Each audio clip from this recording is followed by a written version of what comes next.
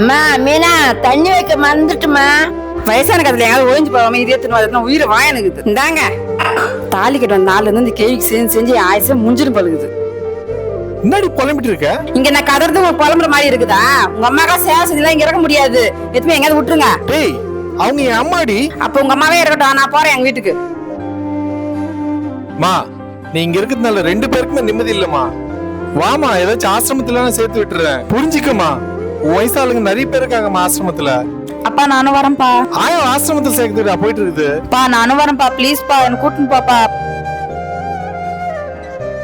அண்ணா எங்கண்ணே 3 பேர் ஒண்ணா கிளம்பிட்டீங்க?